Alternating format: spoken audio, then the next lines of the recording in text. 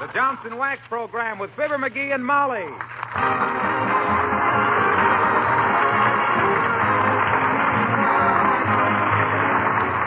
The makers of Johnson's Wax and Johnson's Self-Polishing Glow Coat present Fibber McGee and Molly, written by Don Quinn with music by the King's Men and Billy Mills Orchestra. The show opens with It's Fun to Be Free.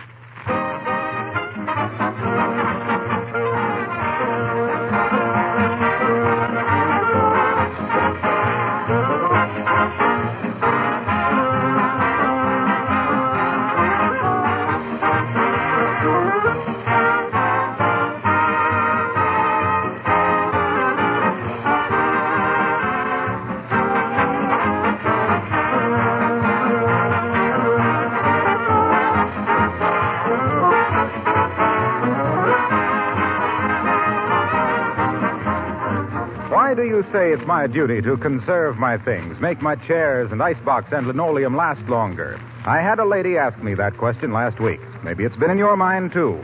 Well, the answer is simple. Making an icebox or a chair or a piece of linoleum takes materials and labor. Servicing them takes labor, too.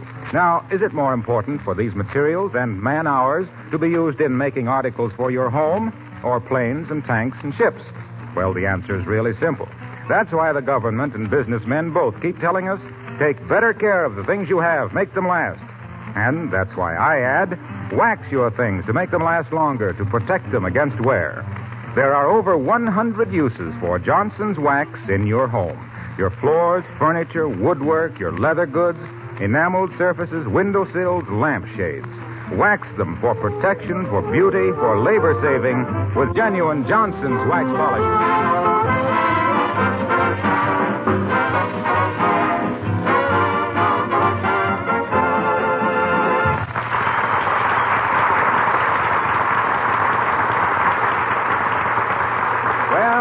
Things at 79 Wistful Vista have settled down to the usual. And here in the living room... Oh, excuse me. There's the phone for either Fibber McGee or Molly.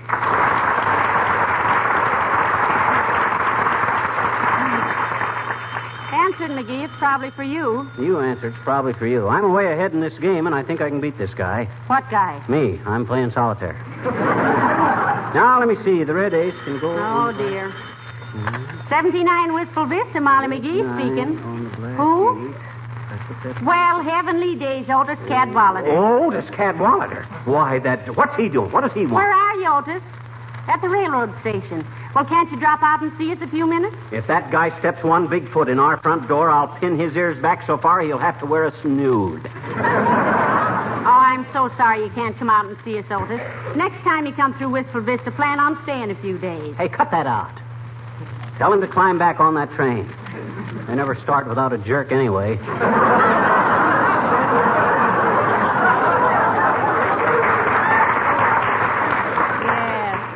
Well, it was so sweet of you to call, Otis. It really was. See. McGee's going to be terribly disappointed that he didn't see you. Oh, I can master my grief, baby.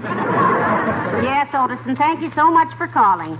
Yes, have a nice trip. Goodbye. I hope he has a nice trip at the top of a flight of stairs. Lug. Out of 130 million people in this country, he has to call us up. Oh, stop it, dearie. Otis is a very nice boy, and you know it. Mm-hmm. He was one of your friends in high school. He was just a casual acquaintance. I only knew him not to speak to. Rat. Well, I think it was very nice of him to call us up. You're just jealous of him because he used to be one of my boyfriends. I ain't either jealous. Him and his raccoon coat and Stutz Bearcat. His old man that was worth $1 million. What did he have that I didn't have? A raccoon coat, a Stutz Bearcat, and $1 million. He was a dirty little snob, and you know it. I despise that guy. Well, stop scowling at the telephone and calm yourself. Okay, but don't invite him out here, ever. I don't want him around. McGee, for goodness sakes, don't get so wrought up. Well... You know Otis doesn't mean anything to me. Well... But I had to be polite to him, didn't I? Well, yeah, I guess. But I don't have to be polite to him. That fluke could be in the army right now, except a wolf don't belong in a foxhole. And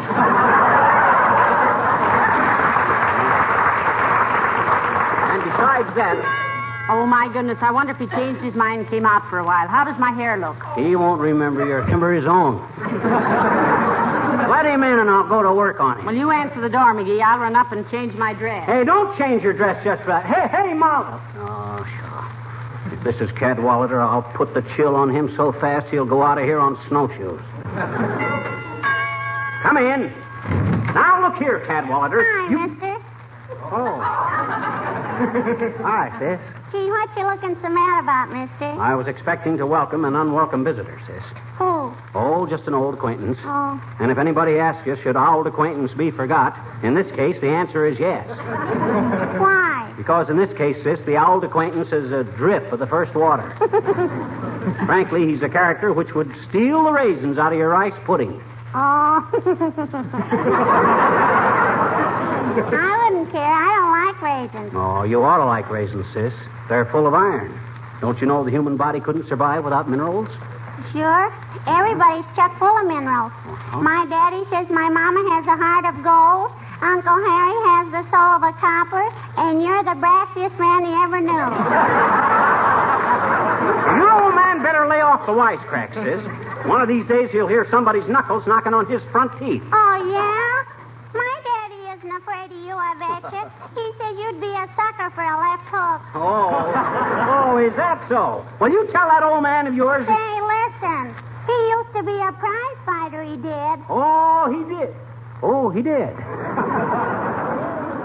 you tell that old man of yours that I know he's just kidding.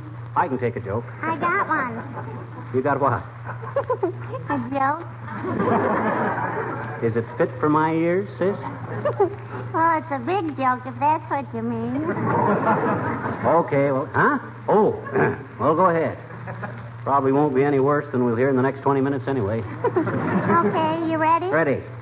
Why are fire engines red? Well, Miss Bones, why are fire engines red? Because 2 times 6 is 12. There's 12 inches in a foot. A foot is a ruler. Queen Mary was a ruler, and Queen Mary was a boat. A boat crosses the ocean. The ocean is full of herring. Herring rhymes with Goering. Goering is a Nazi. The Russians chase the Nazis. Russians are red. Fire engines are always Russian, so fire engines are red, I betcha.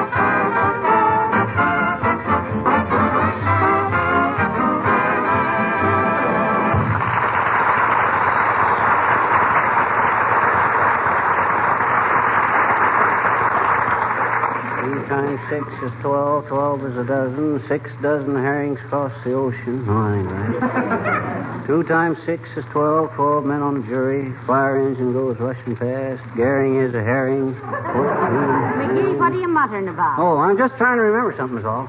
Hey, are you sure Otis Cadwallader isn't coming out here tonight? Why, certainly. His train was leaving in 10 minutes.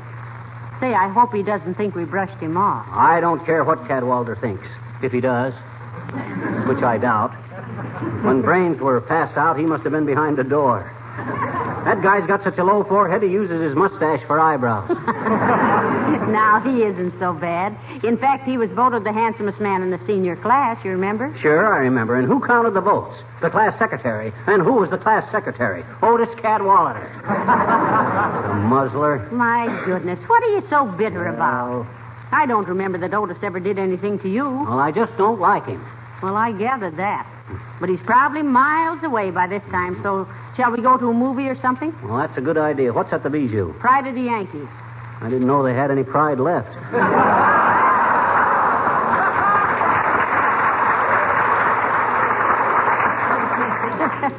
Well, they balanced the bill with Abbott and Costello. They're a couple of cards. Oh, boy. Are you thumping them in there tonight? Well, wait till I get my hat. Oh, dear, peek out and see who that is, McGee. Mrs. Uppington. I wonder what she wants. I don't know, but we might as well invite her in. She'll stand out there till the cows come home, and I'm in no mood for milking. Come in. Oh, well, if it isn't Abigail Uppington. Hello, Abigail, dear. How do you do, Mrs. McGee? And Mr. McGee. Hi, Uppy. Won't you take a chair and let your hip-hips hooray? Thank you, no, Mr. McGee. I can't stay but a moment. Fine. I just wanted to tell you how sorry I was that you couldn't come to my party last night. It was my birthday, you know. Oh, McGee, do you hear that? Yesterday was Abigail's birthday. Well, what do you know? Why, I just can't imagine you a year older, Abigail. Thank you. Many happy returns, Uppy. I'm sorry I wasn't there to sample those birthday cakes. Cake, Mr. McGee. There was only one. Oh. You mean they got all those candles on one cake? How old would you say Abigail was, McGee? Well, I was looking at her reflection in the mirror just now, and I'd have said she was about 27. Oh, Mr. McGee. Isn't he sweet, my dear? 27. But, of course, in a mirror, everything is reversed, so 27. Well, I hope we'll be able to come to your next party, Abigail. So many of our friends. That reminds me, speaking of your friends, guess who called me up from the railroad station this evening to say hello? Not Otis Cadwallader. Oh, my gosh. Do I have to hear about him again? Take my advice, Uppy, and don't have anything to do with that linthead. He's poison. Oh, really, Mr. McGee? I've met Mr. Cadwallader. I consider him a very charming gentleman. From a fine old family, too. I always thought so, too, Abigail. Fine old family, my clavicle. They're selling his family tree in the petrified forest for 2 bits a hunk. Otis is the only sap that didn't congeal. Now, take it easy, McGee. Take it easy and open the door for Mrs. Uppington if you must go, Abigail. Yes, indeed. I just wanted to say that we missed you last night. Incidentally, Uppy, not that I want to be inquisitive, but how many candles were there on that cake? Well, it was strictly in accordance with the conservation program, Mr. McGee. Oh. No one, you know, is supposed to go over 35. Goodbye.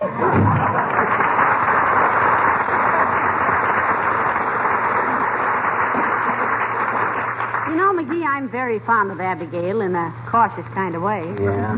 But remember how she was always kind of incinerating that we were unfit to associate with. You mean insinuating, dear? I don't either. Insinuating means something that makes something reasonable, like insinuating circumstances. No. That's extenuating. Go on. Extenuating means sticking out. Oh, you're thinking of extending. Well, then what does incinerating mean? Burning. Well, that's what I said. She always had me burning the way she used to incinerate that we weren't the kind of people that were fit to send her. Hello, folks. Say, I've got some news for you. You have, Mr. Wilcox? What is it? If you mean that new mustache of yours, Junior, it's no news. I saw it last week. Just barely. I think it's very becoming on you, Mr. Wilcox. Thanks, Molly. But about my news. I was downtown a little while ago to see the freight agent about a shipment of Johnson's self-polishing glow coat from Racine. I bet you told him how it was so easy to apply and saved hours of housework and was particularly important right now when it's our duty to conserve and preserve things because it gives new life to linoleum and... McGee, quiet. But he's right, Molly. How'd you know I told the freight agent that, Fibber? You tell everybody. You're a regular old gossip about glow coats. Can't you think of anything else? Baseball, golf, the latest books, or football? Ah, football. That's for me. Football is my dish. See, Molly, he has his human side. Oh, you like football, Mr. Wilcox? I love it. Why, when those little tads come trooping into the house after an afternoon of football in a dirty corner lot. Think how easy it is for Mother to simply wipe up those muddy footprints with a damp cloth. If the kitchen linoleum has been protected with Johnson's Glow Coat. Why, I think football is the greatest character building... Whoa, Junior, whoa. I'm sorry I brought it up. Say, what was the great news you had for us, Mr. Wilcox? Yeah. News? Oh, well, when I was talking to the freight agent, who do you suppose got off the train? Otis Cadwallader. Cadwallader again. There's a guy I strictly despise, Wilcox. You do? I always liked Otis myself. What's the matter with him? Oh, he is nice. McGee's just jealous of him, Mr. Wilcox. Doggone it, I am not jealous. I don't like him because he's too egotistical. Always talking about himself. It's I all the time.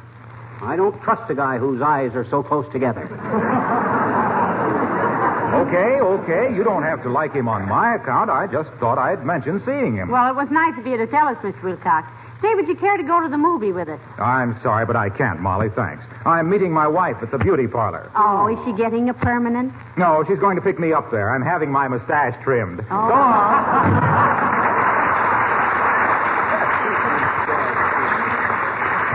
No, he looks pretty good with a mustache at that. Yeah, but I don't know why women like men who wear them. Personally, I don't like to be kissed and brushed off at the same time. Now, come on, get your hat and let's go. Okay, the window's all locked? Yeah, well, maybe I better go and see. Even though our sugar is in the jar marked salt, you never can tell when somebody might... Oh, dear, come in. Hello there, kids. Hey, I just seen a friend of yours down to the depot. Fellow named Titus Oldwallader. Yes, we know, Mr. Oldtimer. Thank you just the same. And his name is Otis Cadwallader. And his name is Mud for my money. And he's no friend of mine, Old-timer. I haven't got any use for him. Is that so? Seemed like a genteel young feller to me, Johnny. A mighty nice-spoken man. I always thought so, too. Sure. He's a nice-spoken guy. It's always the clunks that haven't got anything to say that are so careful how they say it. Give me a guy that blurts things out. That's the kind they gave me.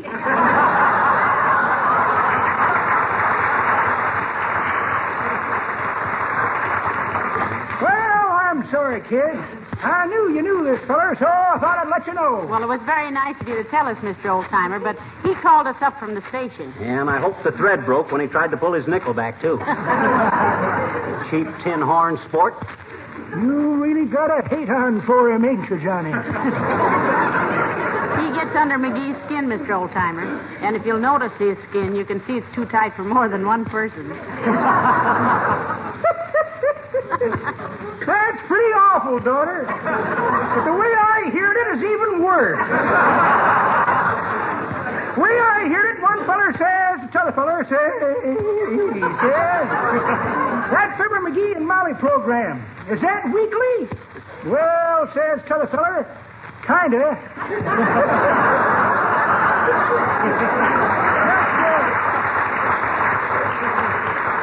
Just kidding, of course, Johnny. Grandpa enjoys your show a lot. What does your grandfather do, Old-timer? He's a crystal gazer, Johnny. Oh, you mean he tells fortunes? No. He just gazes at his crystal and says, I don't hear these programs as clear as I used to. Maybe I better get me a battery set.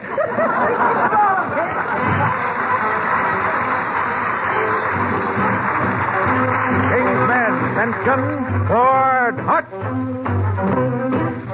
In the Army for the Navy, from Alaska to Suez. In the Marines or in the Air Corps, every man has a message for you fellows at home. Here is what he says. Please won't you leave my girl alone?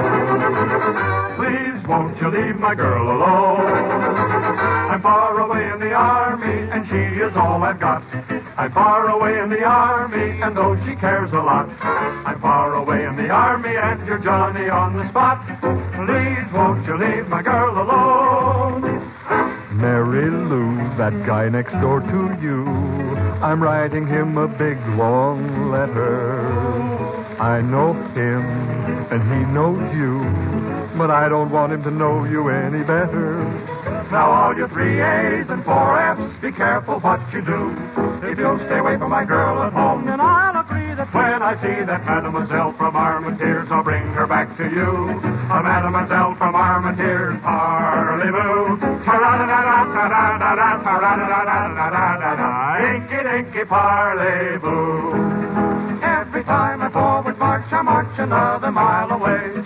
So, buddy, if you're a buddy of mine, then all that I can say is, please, won't you leave my girl alone? She hasn't got a heart of stone. I'm far away in Australia, and she's my guiding star. While I'm away in Australia, don't carry things too far. Remember, I'm in Australia thanks to her and FDR. Please, please, please, please, please, won't you leave my girl alone? Please note my very gentle tone. She's mighty full of devotion, 'cause I'm the only one. Says who? Now don't be getting the notion that something can be done. Says you. Remember, when I come marching home, I'm coming with my gun. Says me. Now will you leave my girl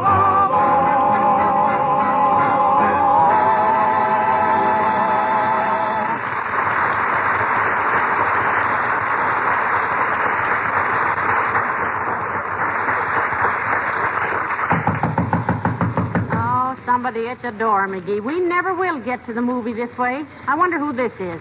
Probably some other busybody to tell us they saw old worm-faced Cadwallader at the station. Come in. Oh, Mayor Latrivia. Good evening, Mrs. McGee. I won't stay but a minute. I see you were going out. Hello, McGee. Hi, Latrivia, old man. You come for some advice about running the city or something? Well, sir, in the first place, our water system. No, I don't need any of your advice, McGee. I merely want an opinion. Well, he's just as free with opinions as he is with advice, Mr. Mayor. Give the mayor an opinion, dearie. Why, certainly. Now, my opinion of our traffic lights, Latrivia. That isn't what I want an opinion on, McGee. Oh. Would it be too much to ask for you to keep quiet a moment? What is it, Mr. Mayor? I want to start a citywide, yes, a statewide campaign against hoarding. I want to tell our citizens that we've got a hard and bitter war ahead of us.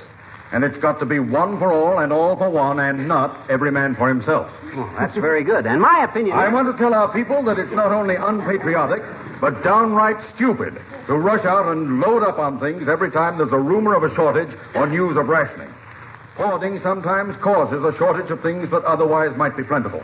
If we're going to do our fair share in this fight, we've got to take only our fair share of available commodities.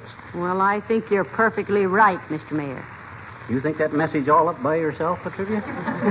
Yes, I did, McGee. I have a knack for that sort of thing, you know. Oh, isn't that wonderful? Oh, for me, it's quite simple, Mrs. McGee. As easy as kicking a little puppy off the sidewalk. What, you did? Did what? What kind of a puppy was it?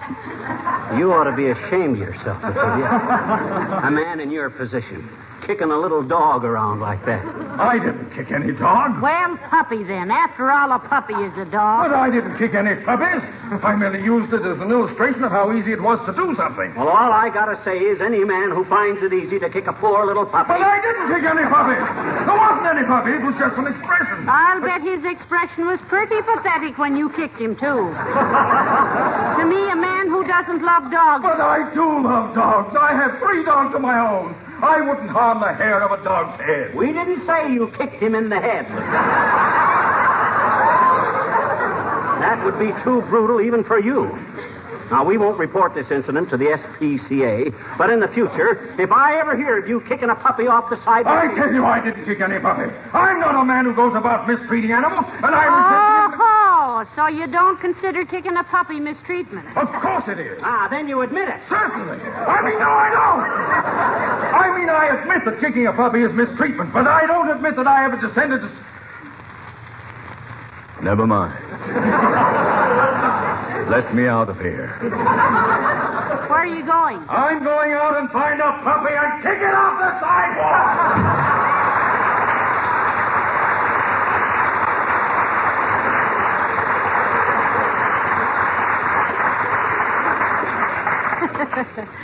You think he really is? Of course not. Latrivia's a very tender-hearted guy. He wouldn't do that. I guess you're right. Well, come on, let's go to the movies. Oh, we can still get good seats, wouldn't it? Oh, that's what you said the last time. Well, and we sat so far back in the balcony, Hop-Along Cassidy looked like he was riding a mouse. Okay, I'm ready. What night is this at the Bijou? Prosperity Club, bingo, free dishes, or door prize? None of them. This is the night they have the good picture. Well, let's go. I want to see. Well, I guess fate doesn't want us to see a movie tonight. Come in. Hello, Mrs. McGee. Hello, Mr. McGee. Oh, hi, Wimp. Hello, Mr. Wimple. We were just going out to the movie. You want to go with us? Oh, thank you ever so much, but Sweetie Face doesn't approve of me going to the movies without him. Oh, come on. You're of age, Wimp. Why does she object, Mr. Wimple? Oh, she says I always get into some kind of trouble. Last time I got so excited at a picture, I swallowed the prize in my caramel popcorn. Heavenly days, what was it? I think it was a little bitty whistle, Mrs. McGee. Because every time I coughed, a boy would hand me a newspaper or a taxi cab would pull up. And once a girl slapped my face. Oh, was I ever embarrassed, I'll say. Say, look, why don't you call your wife and ask her to go to the movies with us, Mr. Wimple? Oh, thank you, Mrs. McGee, but this is Sweetie Face's class night. Oh. She's teaching a regiment of commandos how to fight dirty.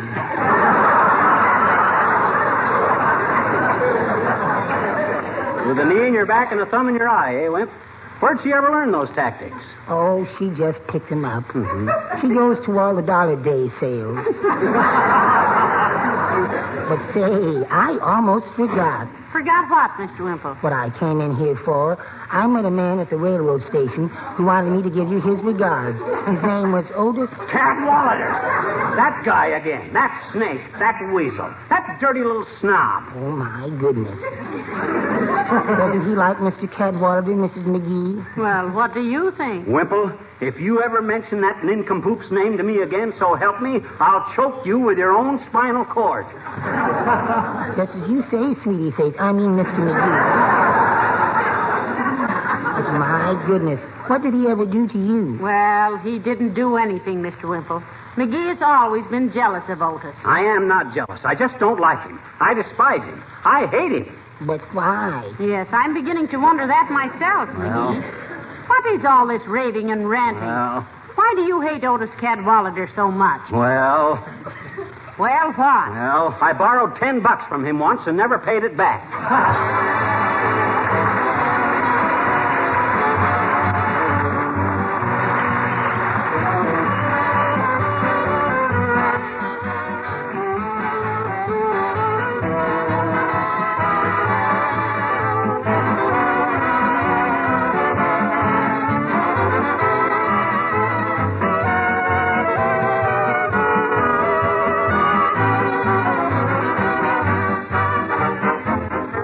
I hear so many women wishing they could be doing something more to help in the war. I usually ask them, are you feeding your family good, nourishing food to keep them healthy and strong for war work? Are you keeping yourself and your home attractive? Are you cooperating with the government in things like salvage and taking good care of your things? If you are, don't worry, you're helping a great deal. Because if each of us keeps his own house in order, the whole country moves forward. At this point, may I suggest that one easy way to take better care of your things is by protecting them with Johnson's wax polishes. Floors, furniture, and woodwork are not only made beautiful, they're actually safeguarded by occasional waxing. Wax your windowsills, too, and your shoes and luggage. In fact, there are over 100 labor-saving uses for Johnson's wax in your home alone.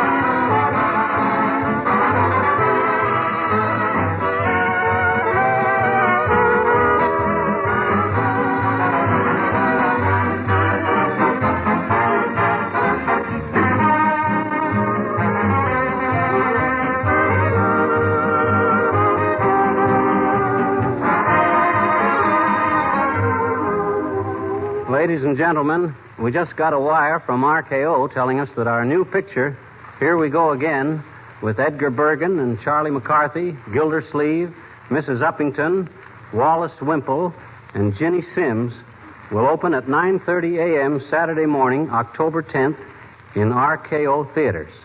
Tickets are on sale now at RKO Theaters from coast to coast. Oh, say, McGee, did they leave you in that jitterbug dance I do with Otis Cadwallader? Cadwallader, that rat, that dirty little... McGee. Huh? Not now. The show's over. Huh? Oh, yes. Good night. Good night, all.